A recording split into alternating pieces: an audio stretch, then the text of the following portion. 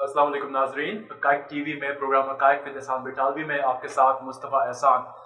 नाजरीन, आजकल कोरोना के अलावा बात ही कोई नहीं करता। उसी वजह से आज हम थोड़ी बातचीत करेंगे, लेकिन थोड़ा मुख्तलिफ हवाले से।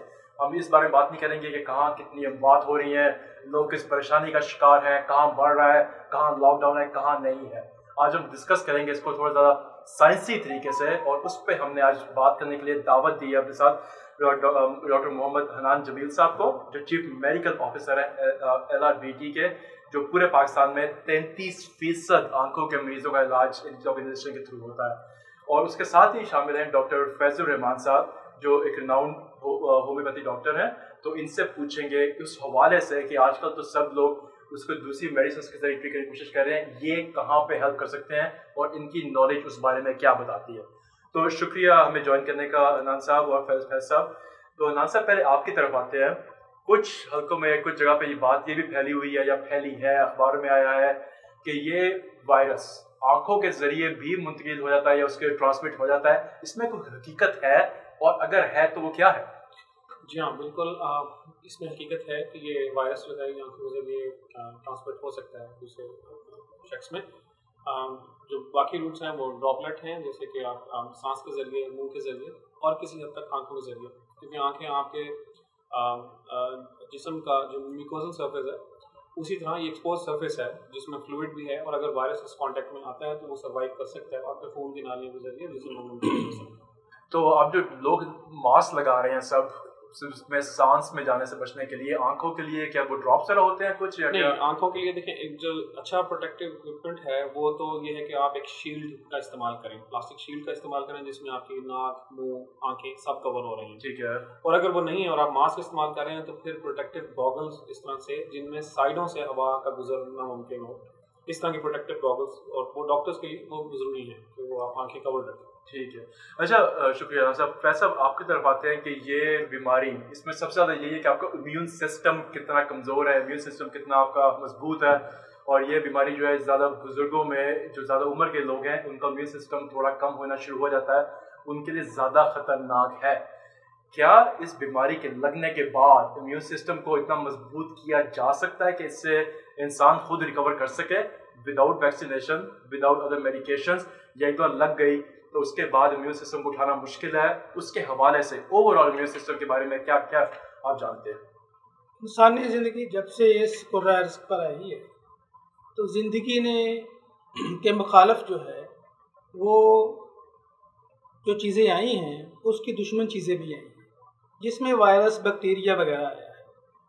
तो ज़िंदगी ने हमेशा अपने इम्यून सिस्टम से ही उसको फाइट किया है, और जितना इम्यून सिस्टम डेवलप होता रहा है उतना इंसान महफूज होता रहा है। बैक्टीरिया, वायरस इंसानी ज़िंदगी का पार्ट एंड पार्शल है, और इंसानी बॉडी के अंदर बहुत सारे वायरस इस वक्त भी मौजूद हैं। हमारी इस फिजा में भी बहुत सारे घूम रहे हैं। इंसान बॉडी में और बैक्टीरिया इंसान बहुत ज़्यादा है, बैक्टीरिया बहुत है, और वो ज़िंदगी का एक हिस्सा है। तो हम जो इंसान के लिए नुकसानदेह वायरस हैं, उनसे बचने के लिए हमारे पास एक ही रास्ता है कि हम इम्यून सिस्टम को डेवलप करें। अब इम्यून सिस्टम को हम कैसे डेवलप कर सकते हैं, उसके लिए मैं आपको एक मिसाल देता हूँ। ये हमारे सामने 3 कप पड़े हैं। फर्ज करें इस कप के अंदर हमने पानी डाला है, उसका टेम्परेचर 10 डिग्री सेंटीग्रेड है, इसका 20 डिग्री सेंटीग्रेड है, इसका 30 डिग्री सेंटीग्रेड है। तो मैं हाथ डालता हूँ 30 डिग्री सेंटीग्रेड पानी के अंदर, उसके अंदर मेरा बॉडी टेम्परेचर जो है अब इसके मुताबिक एडजस्ट हो चुका है। उसके बाद जब मैं उसको 10 सेंटीग्रेड वाले पानी में डालता हूँ तो मुझे पानी गर्म नहीं लगेगा। ऐसा ही है। तो इसी तरह ये होता है कि जब हम बॉडी के अंदर इम्यून सिस्टम डेवलप कर लेते हैं, तो वो वायरस, वो बैक्टीरिया जो लो इम्यून के ऊपर खड़ा है, वो इफेक्ट नहीं कर सकता। अच्छा। तो हमने नेचर के अंदर जाके, मेडिसिन के ज़रिए जाके हमने इन चीज़ों को सीखना है, समझने की ज़रूरत है। वगरना ये कोरोना और दीगर चीज़ें कोई इतनी बहुत बड़ी चीज़ नहीं है। हमारा होम्योपैथी का तरीका इलाज जो है वो सारा इम्यून सिस्टम पर डिपेंड करता है, और हम इसका इलाज भी इम्यून सिस्टम के ज़रिए ही करते हैं। हमारी जितनी मेडिसिन है, मसलन हम कोई मेडिसिन लेते हैं तो हम उसको पोटेंटाइजेशन के ज़रिए, जरक के ज़रिए हम उसको पोटेंटाइज करके हम उसका इम्यून सिस्टम ही डेवलप करते हैं।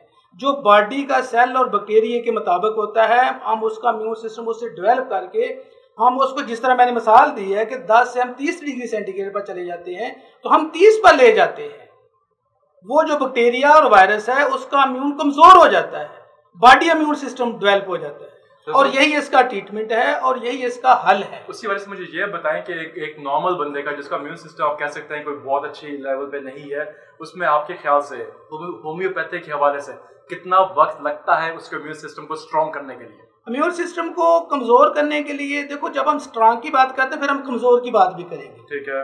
जब हम अच्छे की बात करेंगे तो फिर बुरे की बात भी करेंगे। चीज़ें तजादात के साथ सामने समझ आती हैं, ठीक है जी। हम अगर इम्यून सिस्टम डेवलप करने की बात करते हैं, इम्यून सिस्टम कमज़ोर करने की बात करेंगे। अब इम्यून सिस्टम कमज़ोर कैसे होता है? कमज़ोर ऐसे होता है कि बाज़ारी चीज़ें हम खाते हैं, हम गंदी चीज़ें खाते हैं और गंदे माहौल के अंदर रहते हैं, और उसके अलावा जो हमारी जो ग़िज़ा है, जो फूड है, वो हम इस तरह की खाते हैं कि वो सॉलिड फूड खाते हैं, उसमें जो सब्जियां वेजिटेबल वगैरह उसका अमल दखल नहीं है। मसलन जो गोश्तखोरी है ये इम्यून सिस्टम को ज़्यादा डिक्रीज़ करती है। उसके मुकाबले में ये जो वेजिटेरियन है, वेजिटेबल है, जो फ्रूट है, फल है, ये इम्यून सिस्टम को डेवलप करने में अहम किरदार अदा करते हैं। सही। तो डॉक्टर साहब, हनान साहब आपकी तरफ आते हैं। अभी जैसे ये कोरोना भी, फ्लू भी, सब कुछ सीजनल डिजीजेज हैं, इस तरह के इश्यूज हैं। आप कुछ रोशनी डालेंगे कि सीजनल जो आपके हैं आंखों के हवाले से कोई ऐसी सीजनल हैं डिजीजेज या कोई ऐसे इश्यूज जो बहुत कॉमन हो और उनसे बचने का इलाज हो तो थोड़ा सा आसान ही, या उनका इलाज थोड़ा आसान हो लेकिन लोगों को ना पता हो, उस पर रोशनी डालेंगे कि हम क्या करना चाहिए उन चीज़ों से बचने के लिए, और जो कॉमन इश्यूज आंखों के उनको कैसे ठीक किया जाए? जी, सीजनल एलर्जीज जो हैं वो आंखों में कॉमन है। सीजनल उसमें कुछ ऐसी हैं जो समर सीजन में, स्प्रिंग सीजन में सामने आती हैं। कुछ लोग एलर्जिक होते हैं टू द पोलन्स, ये हवा में जब होंगी, मौजूद होंगी, तो जो इसका तरीका इलाज है वो ये सबसे बेस्ट जो चीज़ है वो ये है कि अवॉइडेंस। तो हम यही कहते हैं कि जब भी सीज़न हो तो आप उनकी अलामत ज़ाहिर होने पर आप अपने आप को कन्फाइन करें, एक्सपोज ना हो टू द पोलन्स। अगर बाहर जा रहे हैं तो सन ग्लासेस का इस्तेमाल करें और घर में रहें। और अगर ये अलामत हों और आंखें सुर्ख हो रही हों और मुँह चुभन और खारिश की शिकायत हो तो फिर कुछ एंटी एलर्जिक ड्रॉप्स जो कि लोगों को फिर हर उस सीज़न में, जिस सीज़न में वो अफेक्ट होते हैं, वो 20-22 साल की उम्र तक उनको इस्तेमाल करने होते हैं। ठीक हो गया। तो उसमें आपको ये एहतियाती तदबीर समर के आने के हवाले से, उसमें समर में तो इतना नहीं होता, सूरज से बचने के लिए, क्योंकि सूरज भी आपको काफ़ी इफेक्ट करता है ना? सूरज एज सच एलर्जी का बायस नहीं बनता। ये एलर्जी जो आंख की है वो स्मॉग सीजन में स्मॉग या गर्मियों में स्प्रिंग सीजन में पोलन, ये बहुत कॉमन, और डस्ट एलर्जी, ये कॉमन चीज़ें हैं जो आंखों को मुतासर कर सकती हैं। और उसका इलाज सिर्फ यही है कि आप उसमें सन ग्लासेस का इस्तेमाल कर लें। सन ग्लासेस ले क्या है, कोई भी ट्रांसपेरेंट लेंसेज हो सकते हैं।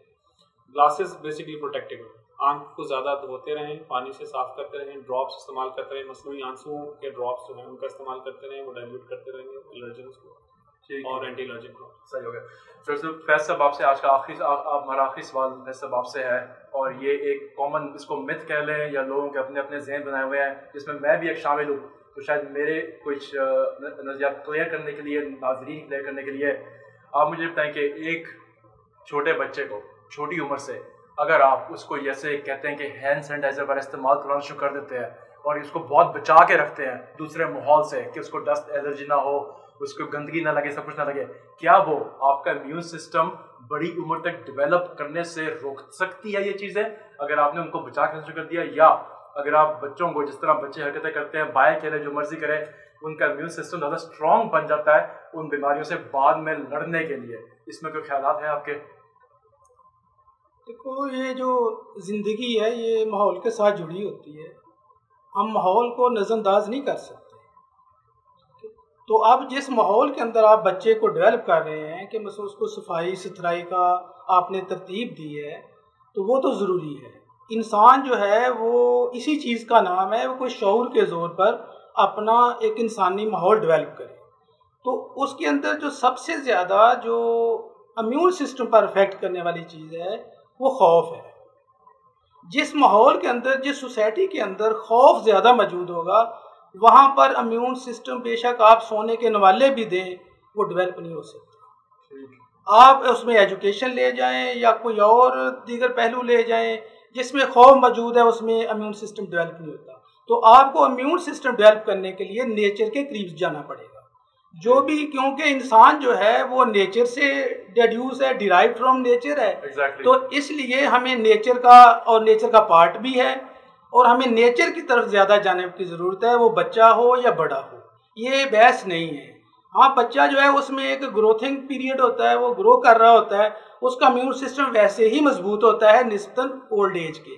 तो लिहाजा हमें बच्चों के अंदर, उसके माहौल के अंदर सफाई सुथराई उसका अरेंज करना चाहिए, उसको खौफनाक माहौल से निकालना चाहिए। धूप से हमें मसलन उसको ज़्यादातर धूप, उन कमरों में रहना चाहिए जो वेंटिलेटर हों और धूप जो है वहाँ पर जाती हो।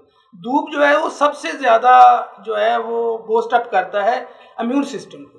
ठीक है, वो बच्चे हों या बड़े हों, वो हमारे लिए ज़रूरी है। शुक्रिया डॉक्टर हनान जमील साहब और फैज़ल रहमान साहब, दोनों का बहुत शुक्रिया, आपने हमें ज्वाइन किया। हमें उम्मीद है कि हमें वक्तन ज्वाइन करते रहेंगे और नाजरीन को अपनी मालूमात से इस्तेफादा देंगे।